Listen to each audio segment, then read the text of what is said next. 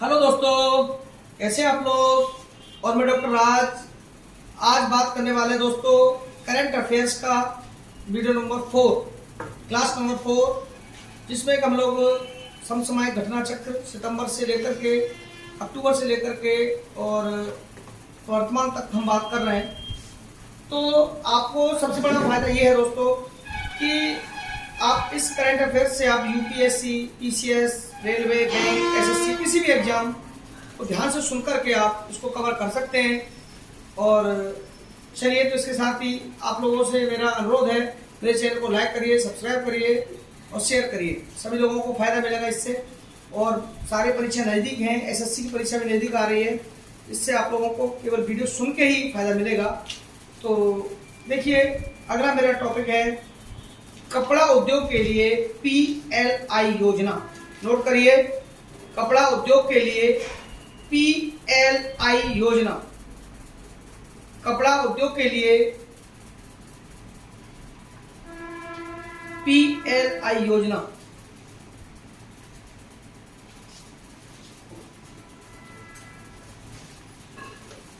केंद्रीय मंत्रिमंडल ने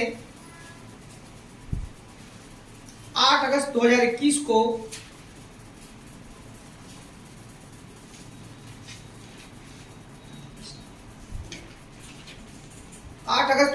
को मानव निर्मित फाइबर एमएमएफ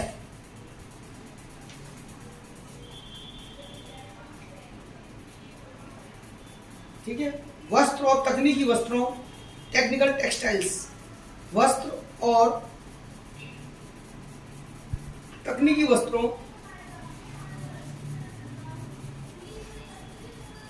के घरेलू विनिर्माण को बढ़ावा देने के लिए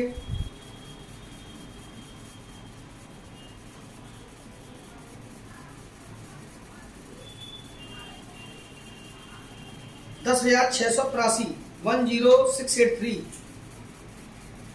ये पूछा भी जाएगा, छोटी परीक्षाओं में पूछा जा सकता है। कितने रुपए का बजट आवंटन किया गया? 10,683 करोड़ रुपए के बजटीय आवंटन के साथ वस्त्रों के लिए उत्पादन लिंक्ड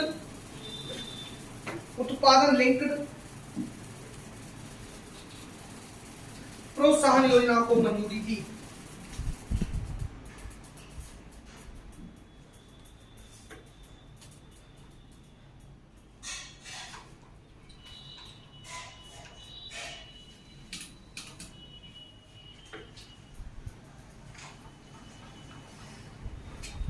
ठीक है, केवल इसमें पॉइंट लिख लो, केवल भारत में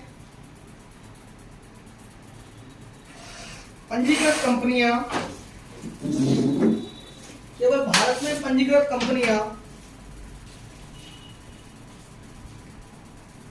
ही इस योजना का लाभ ले सकेंगी।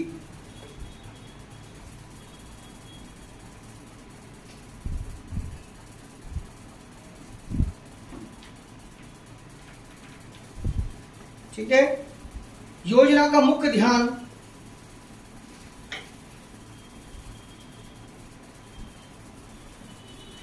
टीयर 3 तथा टीयर 4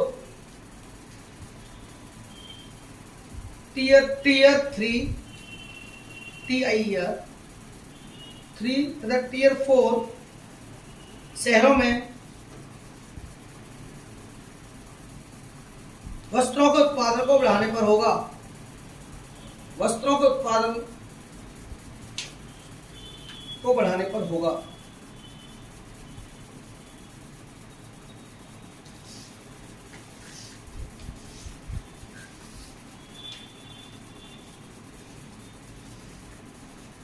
इस योजना के तहत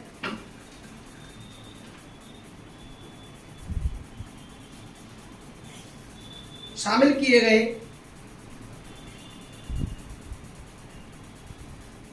तकनीकी वस्त्रों में बुलेट प्रूफ जैकेट लड़ाकू विमान,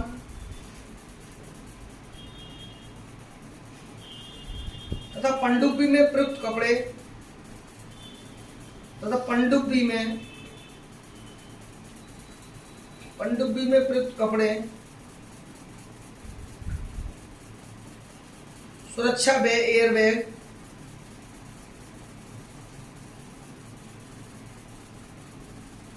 तथा अग्निरोधी कपड़े शामिल होंगे।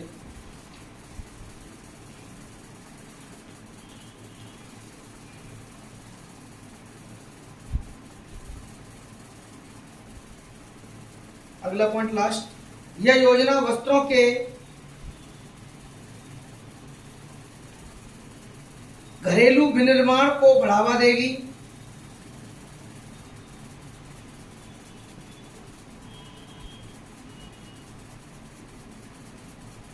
और वैश्विक बाजारों में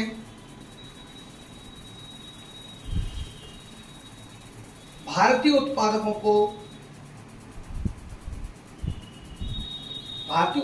को प्रतियोगी बनाएगी।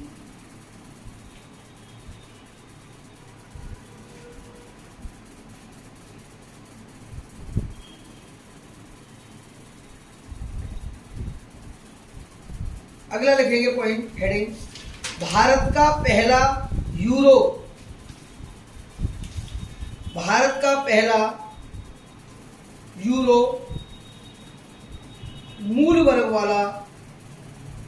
मूल्य वर्ग वाला ग्रीन बॉन्ड।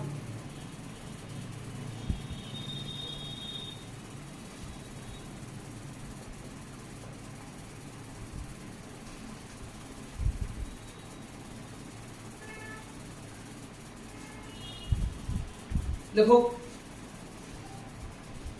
विद्युत क्षेत्र में अग्रणी गैर बैंकिंग वित्त company, non banking financial company, NBFC,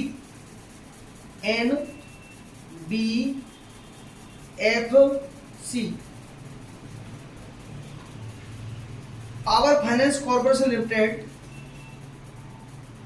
PFC, power finance corporation limited, PFC ने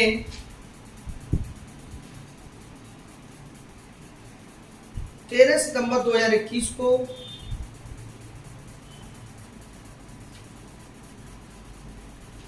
अपना पहला 300 मिलियन यूरो का 7 वर्षीय यूरो बॉन्ड जारी किया है। कितने वर्ष का यूरो बॉन्ड है ये? 7 वर्ष का। ठीक है, आप लोग सुनने के साथ साथ इसको नोट करते रहा करिए। मैं नोट करने के लिए लिखवा रहा हूँ, बोल रहा हूँ आपको, क्योंकि आप धीरे धीरे मैं इसलिए बोल रहा हूँ कि आप इसको नोट करें और अपनी कॉपी फेर बना लें, जिससे आपको आगे फायदा मिलेगा, क्योंकि ये 1 साल तक का करंट अफेयर से आपको फायदा मिलेगा। अगला पॉइंट, यह भारत की ओर से जारी होने वाला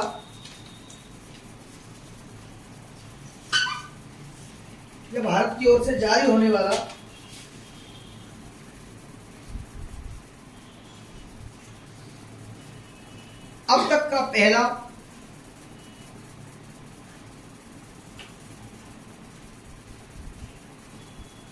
यूरो मूल वर्ग का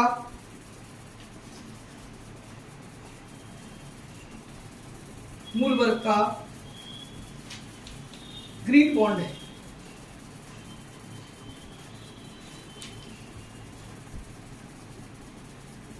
अगला पॉइंट, यह किसी भारतीय एनबीएफसी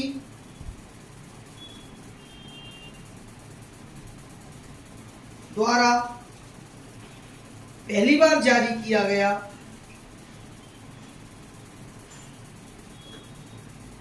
यूरो है।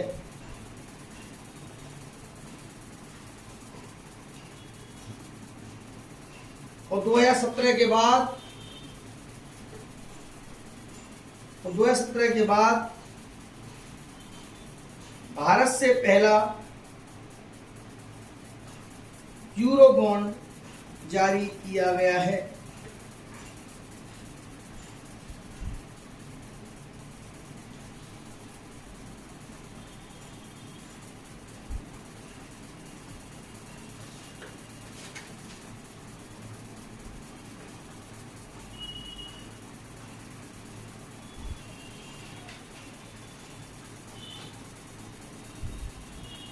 अगला पॉइंट लिखेंगे, संभावित भी है, वित्तीय स्थिरता और विकास परिषद। वित्तीय स्थिरता और विकास परिषद, financial stability and development council.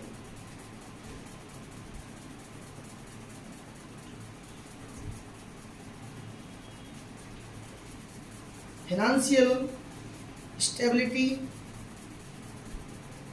And development council.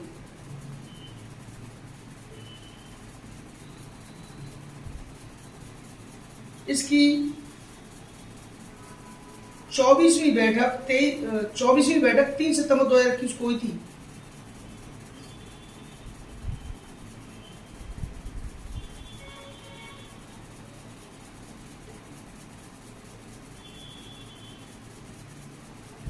इस परिषद की स्थापना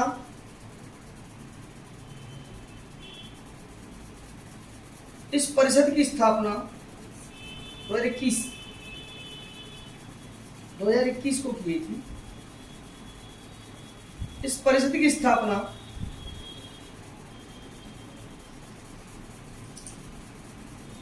की सिफारिश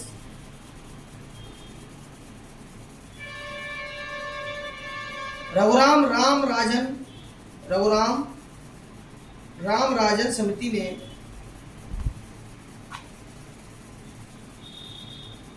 2008 में वित्तीय क्षेत्र में सुधारों को लेकर की थी। ये इंपॉर्टेंट इसलिए है कि न्यू है और किस समिति की रिपोर्ट पर सिफारिश मिली थी, रघुराम राजन समिति। ये आपको पॉइंट याद करना है इसमें से। अब इसकी स्थापना सुधारों को लेकर की थी, लेकिन कब की गई देखिए, 2010 में भारत सरकार ने एक कार्यकारी आदेश द्वारा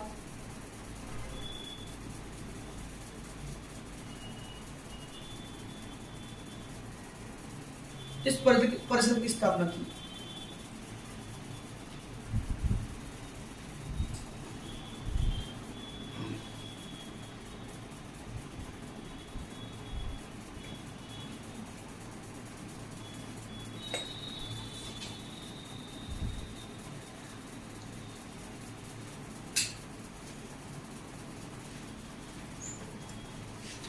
इसका संगठन क्या है देखिए, भारत सरकार की आपका वित्त मंत्री इस परिषद का अध्यक्ष होता है।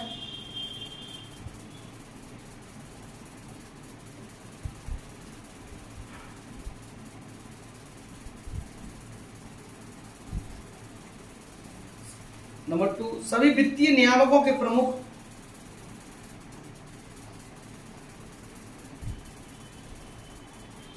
ब्रैकेट में लिखेंगे IRDA,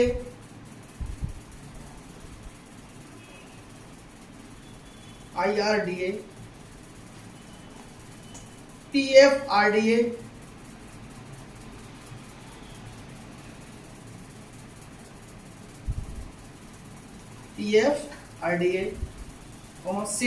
SEBI, RBI, वित्त सचिव,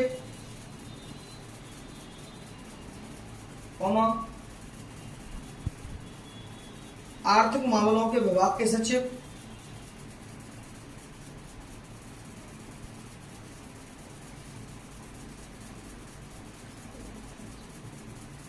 अगला वित्तीय सेवा विभाग के सचिव,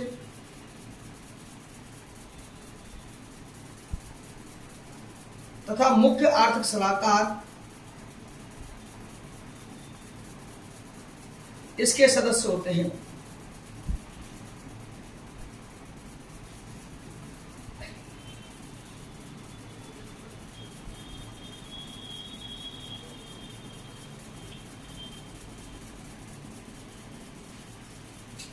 अगला पॉइंट, परिषद की एक उप समिति भी होती है, सब कमेटी,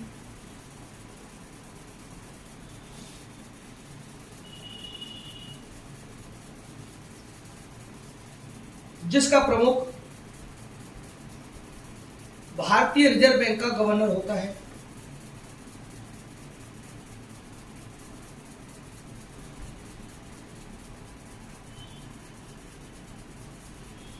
इसके अलावा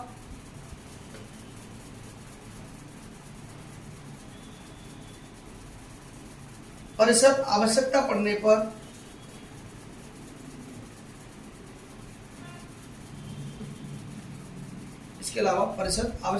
पर वित्तीय क्षेत्र के विशेषज्ञों को बैठक में आमंत्रित कर सकती है।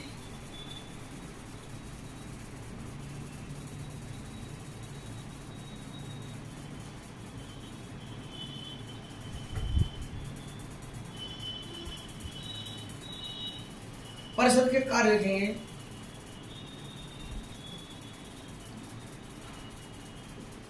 वित्तीय स्थिरता बनाए रखना,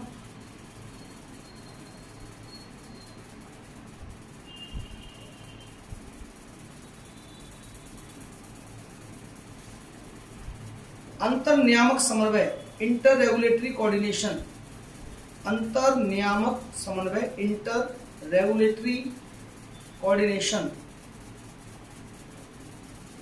को बढ़ाने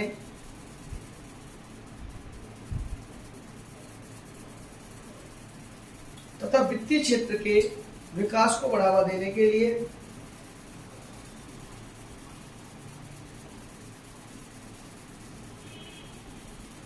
आवश्यक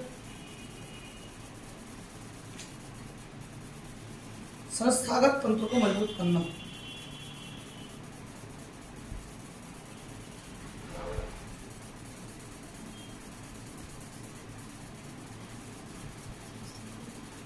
संस्थागत तंत्र को मजबूत करना। एक पॉइंट और, वित्तीय क्षेत्र की चुनौतियों को लेकर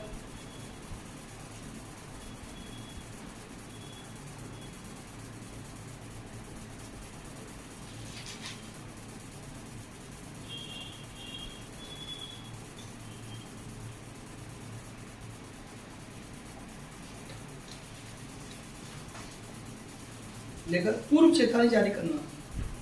पूर्व चेतावनी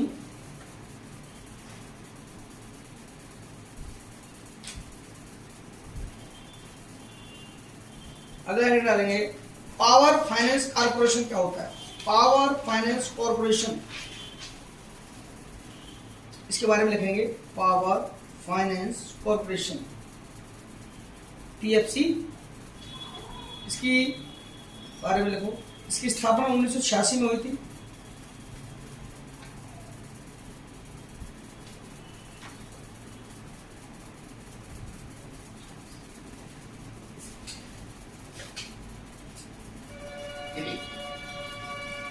यह अनुसूची ए श्रेणी में 1986 में यह अनुसूची ए श्रेणी में शामिल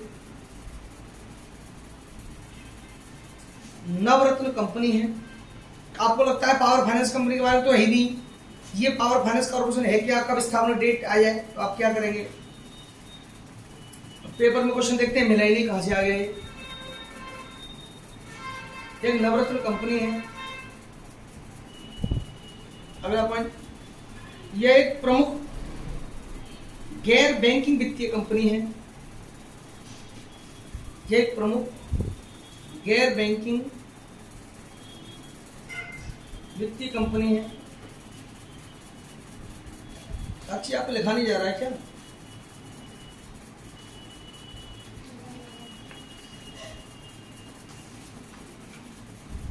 अगला पॉइंट, यह विद्युत मंत्रालय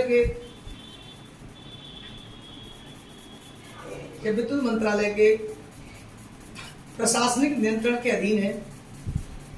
यह विद्युत मंत्रालय के प्रशासनिक नियंत्रण के अधीन है।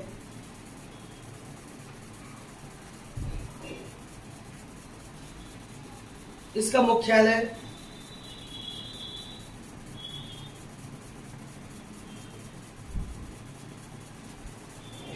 नई दिल्ली में है।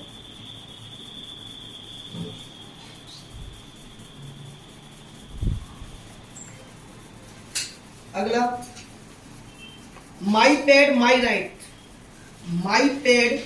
माई राइट परियोजना।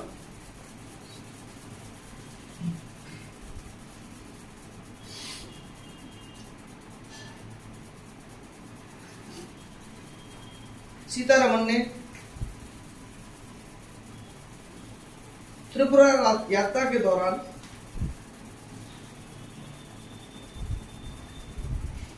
अट्ठाईस अगस्त को यह योजना शुरू की।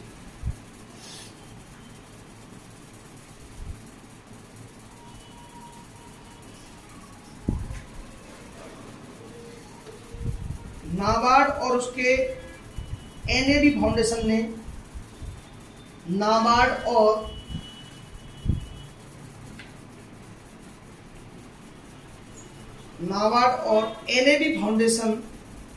उसका एनएबी फाउंडेशन ने ग्रामीण क्षेत्रों में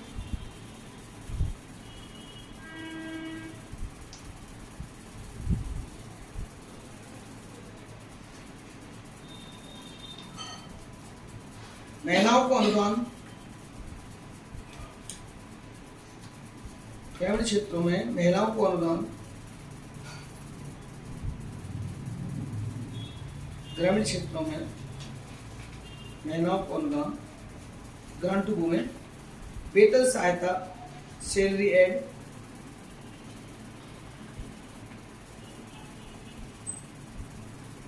और पूंजीगत उपकरणों के माध्यम से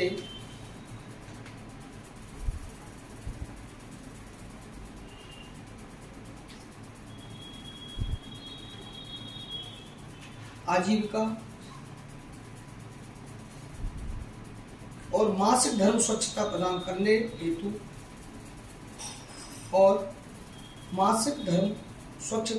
करने हेतु यह पहल शुरू की है।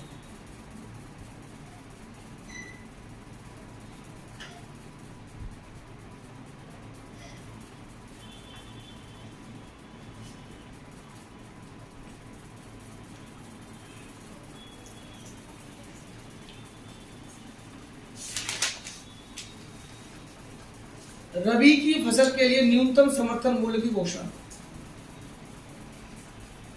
हेडिंग डालिए, रबी की फसलों के लिए इंपॉर्टेंट क्वेश्चन, हर परीक्षा के लिए संभावित, जोश के साथ याद करना है इसको। रबी की फसलों के लिए न्यूनतम समर्थन मूल्य की घोषणा।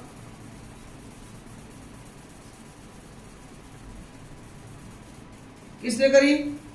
आर्थिक मामलों की मंत्रिमंडलीय समिति ने, कैबिनेट कमेटी ऑन इकोनॉमिक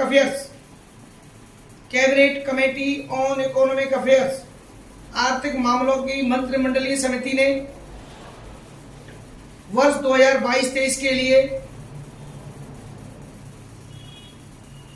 सभी अनिवार्य रबी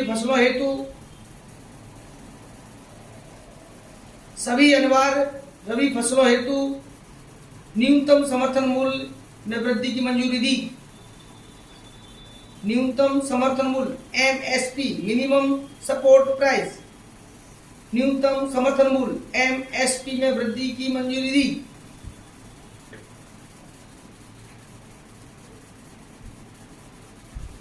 अब देखिए 2021-22 है ना, फसल में लिखेंगे 2021-22 और 2022-23। पहले फसल का खाना बना लीजिए, फसल, अगले खाने में 2021-22 एमएसपी और अगला खाना 2022-23 एमएसपी 22-23, 21-22, 22-23, ठीक है। अब इसमें गेहूं के लिए लिखिए 1975 1975 21-22 में थी, और 22-23 में 2015, 22-23 में 2015, ये न्यूनतम में 2015। जौ 1600 1600 22-23 में, हाँ 1635 राइट 1635। चना 5100 5100 21-22 में, 22-23 में 5230। मसूर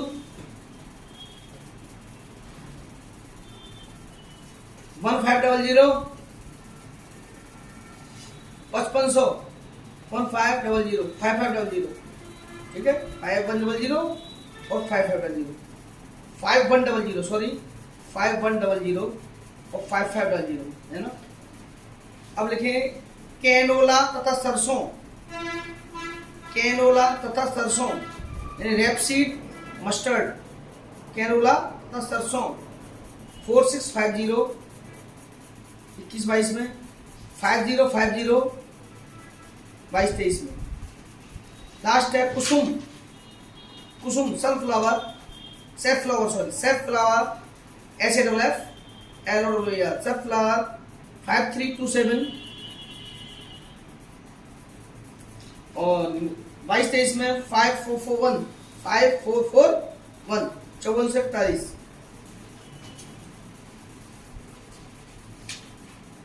खास पॉइंट लिखेंगे सिविल सर्विसेज आधार पर।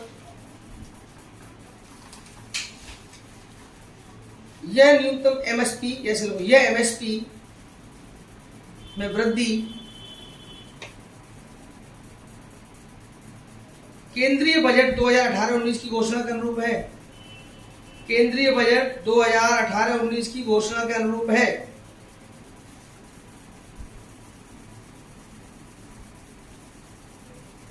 ठीक है, बता दे रहा हूं इसलिए कि पूछा जाए तो लाइन सिविल में। अगला पॉइंट मसूर की दाल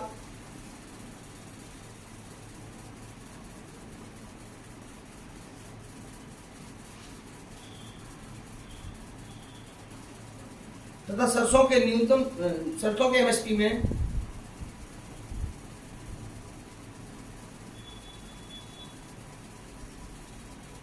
सर्वाधिक वृद्धि।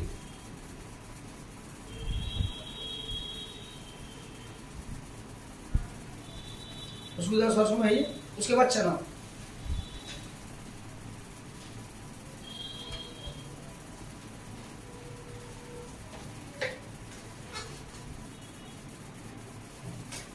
पीएम पोषण शक्ति निर्माण योजना, पीएम पोषण शक्ति निर्माण योजना।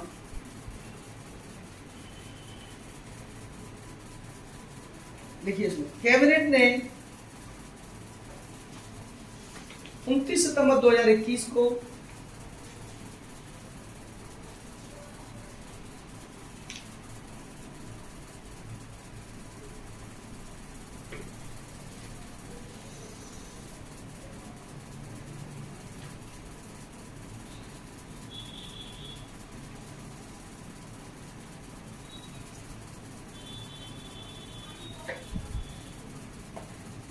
देखो कैबिनेट ने 29 सितंबर 2021 को मौजूदा मध्याह्न भोजन योजना, मिड डे मील स्कीम, मौजूदा मध्याह्न भोजन योजना मिड डे मील स्कीम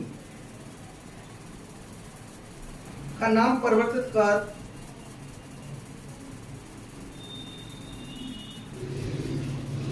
प्रधानमंत्री पोषण शक्ति निर्माण योजना कर दिया है।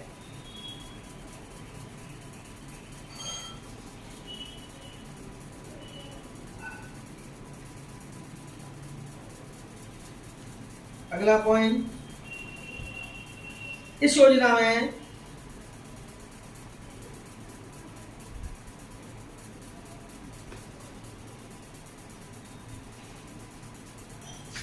पूर्व प्राथमिक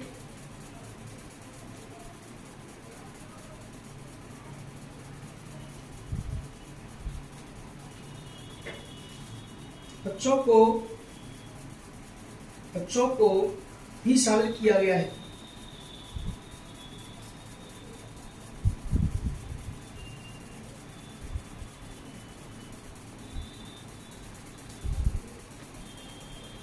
दो 2020 की नई शिक्षा नीति में कक्षा 1 से पहले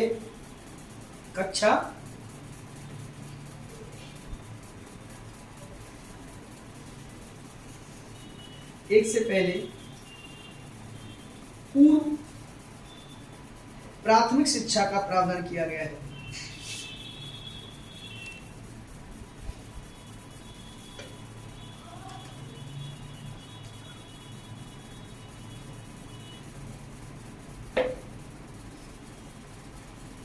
अब देखो मध्याह्न भोजन क्या था, नोट करिए मध्याह्न भोजन स्कीम कैसी थी, क्या थी। मिड डे मील स्कीम के बारे में लिखेंगे। केंद्र प्रायोजित योजना मिड डे मील स्कीम ये क्या थी, क्या नाम बदला, क्या हुआ, कैसे। केंद्र प्रायोजित योजना वर्ष 1995 में वर्ष 1995 में कक्षा 1 से 8 तक के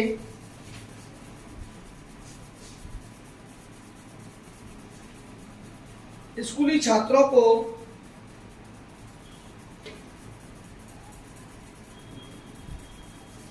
दो 200 दिन तक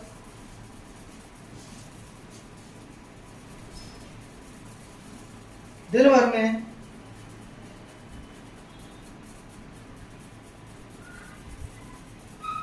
एक पोषण युक्त भोजन उपलब्ध कराने के लिए शुरू किया गया था।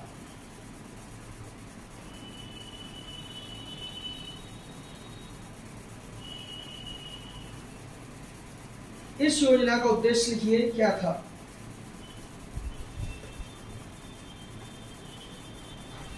कुपोषण की समस्या से लड़ना,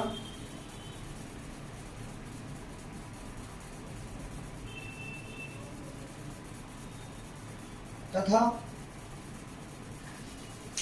स्कूलों में नामांकन को बढ़ाना, एनरोलमेंट, बच्चे उसकी वजह से मध्याह्न भोजन की वजह से ज्यादा है।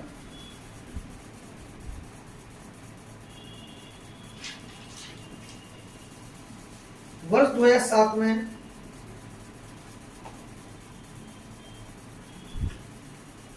इस योजना का नाम बदलकर विद्यालयों में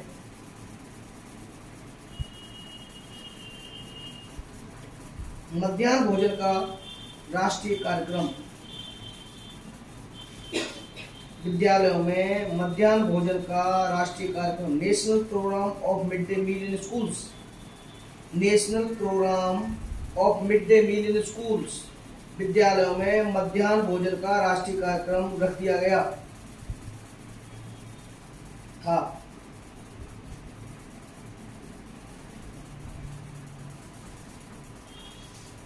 समझ में आ गया। लेकिन आज पीएम पोषण शक्ति निर्माण योजना है, ठीक है।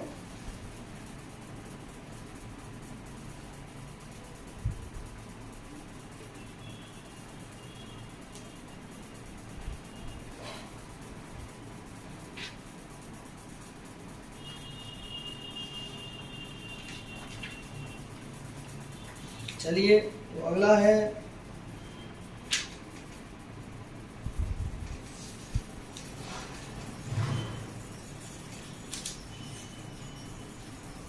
वैश्विक वित्तीय स्थिरता रिपोर्ट।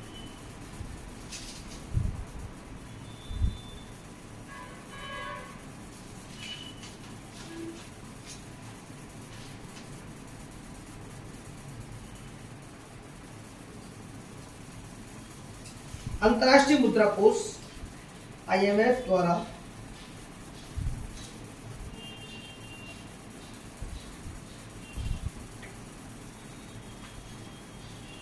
अक्टूबर 2021 को प्रकाशित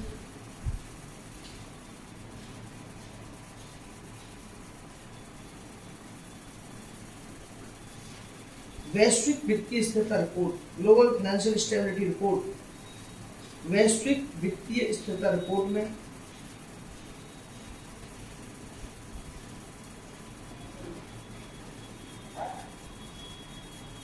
कोविड-19 महामारी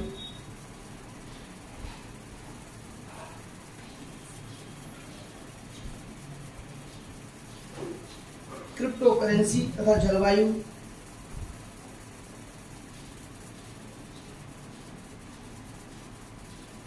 के वित्तीय स्थिरता पर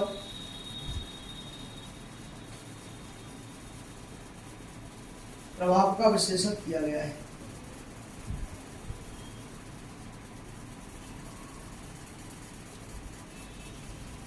यह रिपोर्ट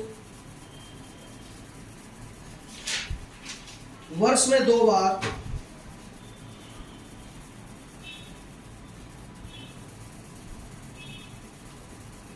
अप्रैल और अक्टूबर में जारी की जाती है।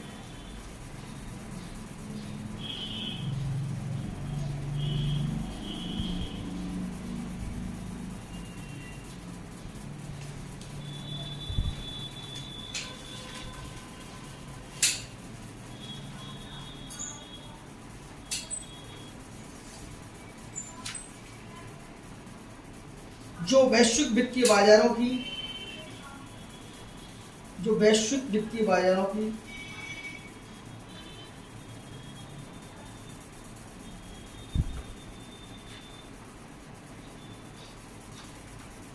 स्थिरता तथा उभरते बाजारों के वित्त पोषण का आकलन करती है।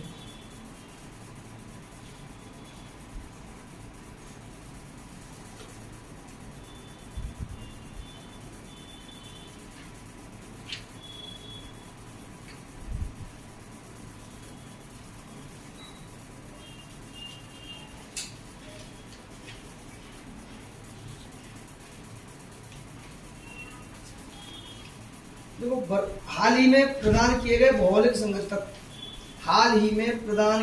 भौगोलिक संकेतक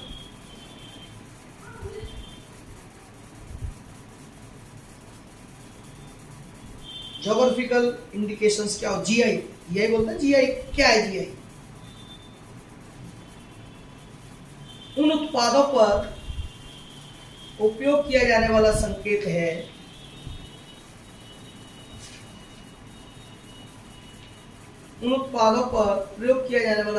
है जिनकी कोई विशेष भौगोलिक उत्पत्ति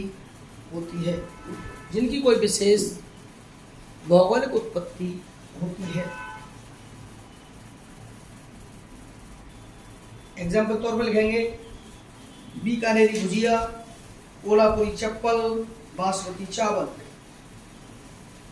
आपको समझ में आ जाएगा।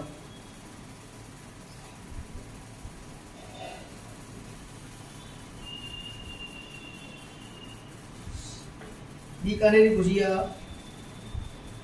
कोल्हापुरी चप्पल, नहीं कभी कोल्हापुरी चप्पल। ओके, बासमती चावल आदि। अब देखिए होता क्या है, कौन देता है? भारत में वाणिज्य तथा उद्योग मंत्रालय के तहत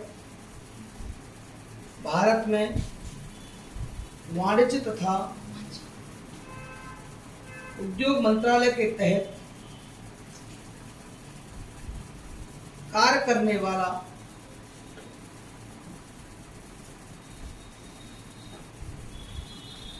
DPIIT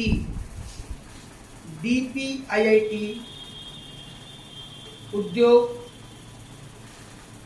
और आंतरिक व्यापार संवर्धन, उद्योग और आंतरिक व्यापार संवर्धन विभाग।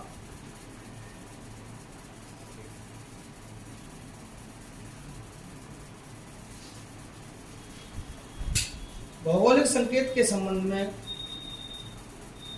भौगोलिक संकेतक के संबंध में निर्णय लेने वाली नोडल एजेंसी है।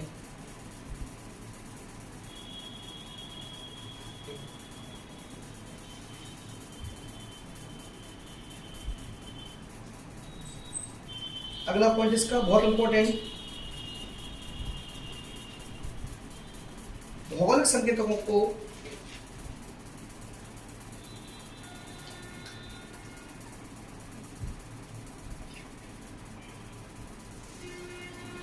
बौद्धिक संपदा अधिकारों के व्यापार से संबंधित, बौद्धिक संपदा अधिकारों के व्यापार से संबंधित पहलुओं,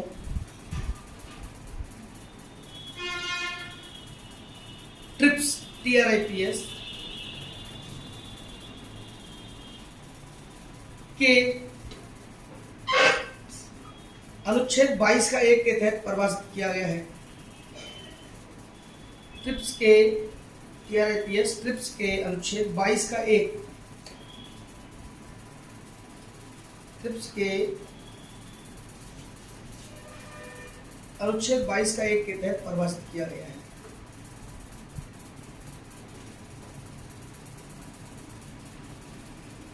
अगला पॉइंट, एक बार किसी उत्पाद को दिया जाने वाला, एक बार किसी उत्पाद को दिया जाने वाला भौगोलिक संकेतक का दर्जा 10 वर्ष के लिए मान्य होता है। एक बार किसी उत्पाद को दिया जाने वाला भौगोलिक संकेतक का दर्जा 10 वर्ष के लिए मान्य होता है, जिसे आगे बढ़ाया जा सकता है।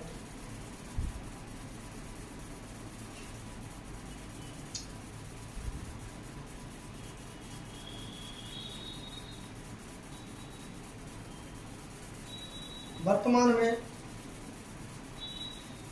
भारत के 300 से अधिक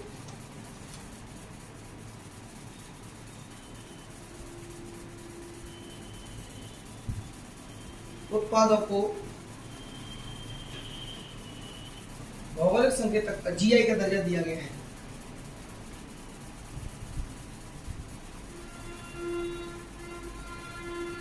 अब देखो कहाँ के भौगोलिक संकेतक, ये तो आपको मालूम पड़ेगा कि बीकानेर की चप्पल, भुजिया, कोल्हापुर की चप्पल, बासमती चावल, ये सब आपको मालूम है।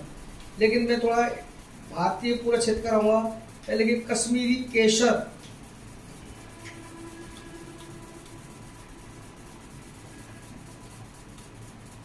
गैस कर रखिए, केसर कश्मीर में उगाया जाने वाला मसाला, केसर कश्मीर में उगाया जाने वाला मसाला।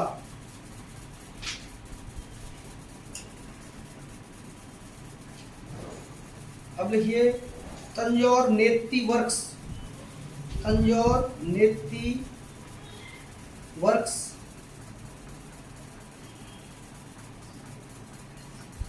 तंजौर नेती वर्क तमिलनाडु का हस्तशिल्प है, तमिलनाडु का हस्तशिल्प है।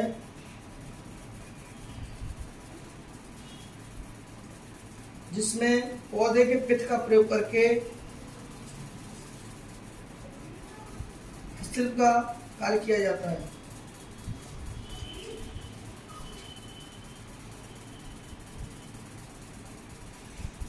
पौधे के पित्त का प्रयोग करके हस्तशिल्प का कार्य किया जाता है।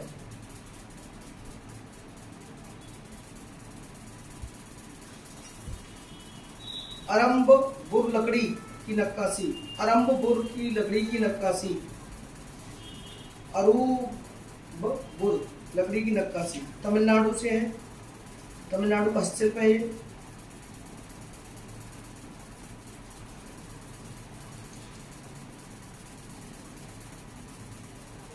टेलिया रूमाल, अगला है टेलिया रूमाल,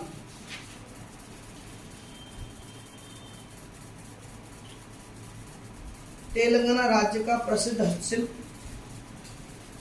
तेलंगाना राज्य का प्रसिद्ध हस्तशिल्प। इसमें साड़ियों पर चित्र बनाए जाते हैं।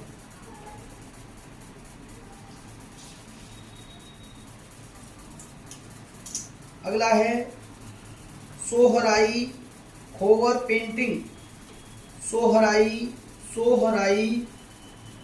खोवर पेंटिंग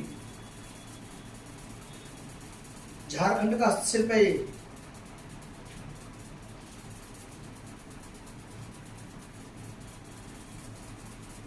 कन्याकुमारी लौंग तमिलनाडु,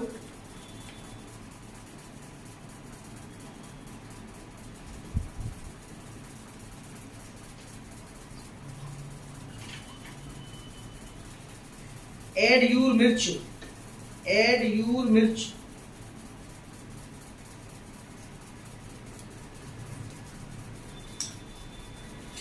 केरल के मलप्पुरम जिले में उगाई जाती है।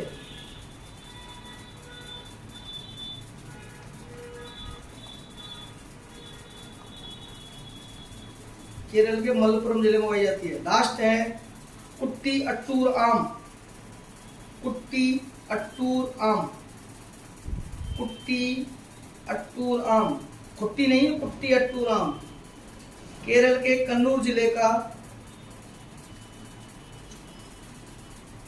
स्वादिष्ट आम।